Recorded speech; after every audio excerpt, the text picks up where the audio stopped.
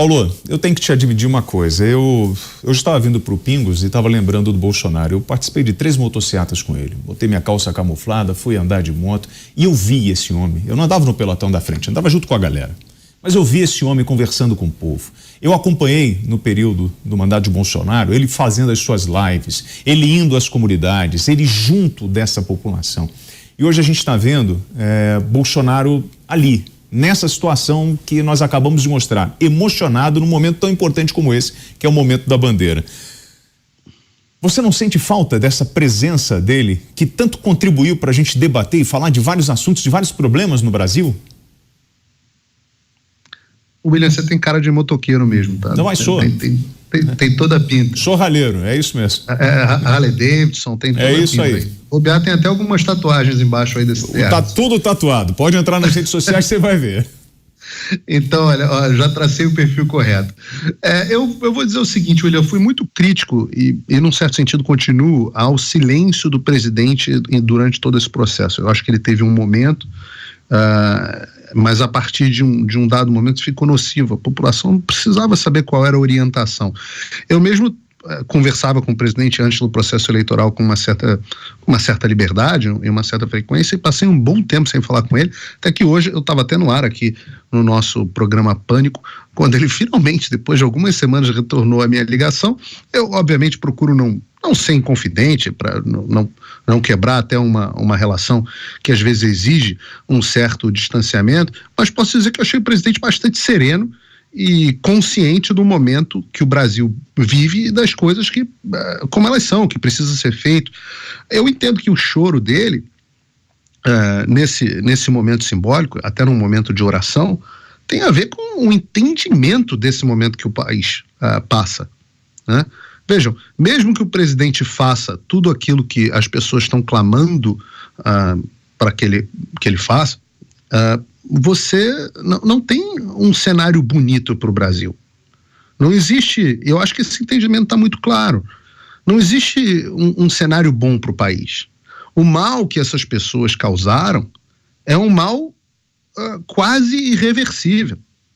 Vai dar trabalho, daria muito trabalho reconstruir a confiança nas instituições do país.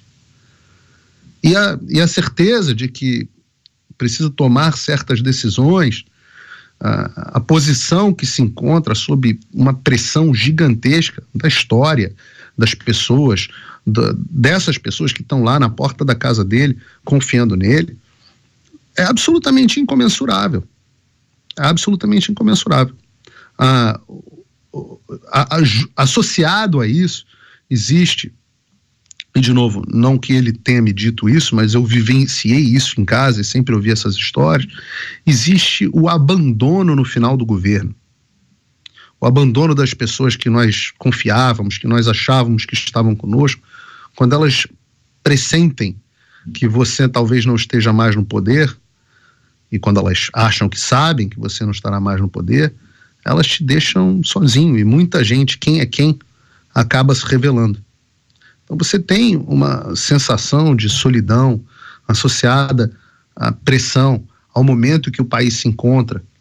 E no momento de oração, as pessoas que são tementes a Deus, como eu acho que o presidente quando elas sabem o peso daquela missão para a qual elas foram colocadas, é quase que a sensação bíblica de se puder, afasta de mim esse cálice, mas que seja feita a sua vontade, não a minha. Eu acho que é isso que pode, e aí é uma especulação minha, eu acho que é isso que pode ter levado o presidente a esse momento de choro. O que eu posso relatar, até das pessoas que estão, obviamente, conversas privadas devem permanecer privadas, mas o que eu posso relatar, acho que sem quebrar nenhuma confidência aqui, é de que o presidente está muito ciente, sereno e muito ciente do momento em que o país se encontra. Agora, eu acho que eu vou me juntar aqui àqueles que estavam fazendo uma oração e orar pela cabeça do presidente, pelo destino do país. Paulo, entre erros e acertos, a gente não pode descartar que ele escreveu a sua história, inclusive com uma caneta Bic, que é uma característica dele, de uma forma muito simples, porém enfrentando problemas que nenhum presidente tinha enfrentado. Pandemia, guerra na Ucrânia, lockdown na China, todas as dificuldades que o nosso povo enfrentou, e ele sempre esteve ali, falando no jeito Bolsonaro de ser, mas no enfrentamento. Não foi isso?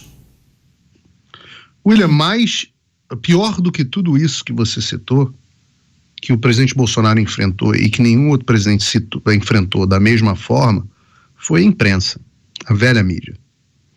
Meu avô, obviamente, todo mundo que tem um pouquinho mais de idade sabe que ele não gostava de jornalista, né? Quando eu falei, era vivo quando eu disse para ele que eu ia fazer faculdade de jornalismo, e foi quase que um desgosto horroroso. Espero que ele tenha gostado do resultado final, mas onde quer que ele esteja.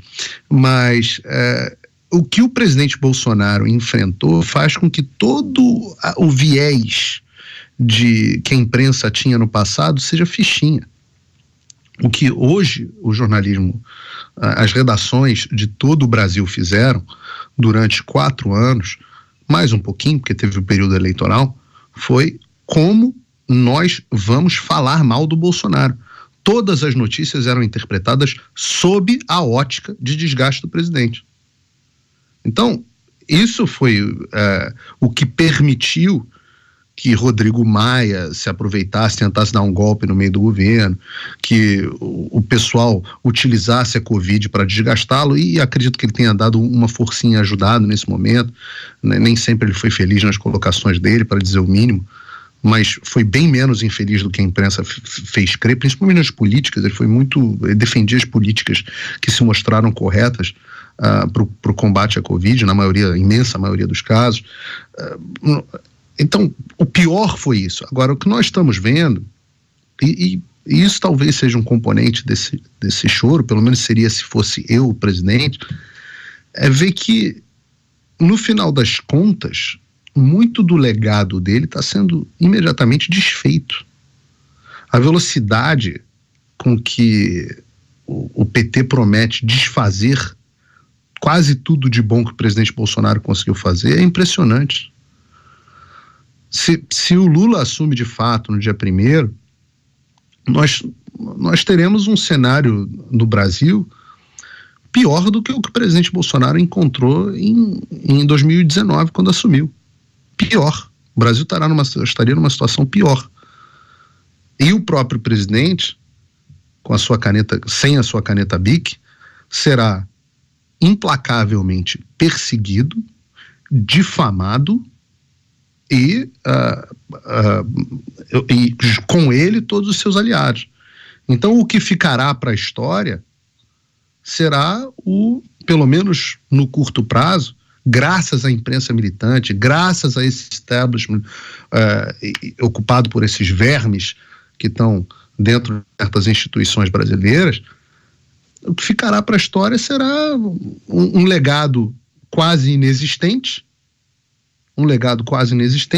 e alguém que será difamado, perseguido e injustiçado. Eu não acho que essa seja uma possibilidade aceitável, não. E nesse ponto, se eu tivesse na cadeira do presidente, William, eu não ia aceitar que fizessem isso comigo, não.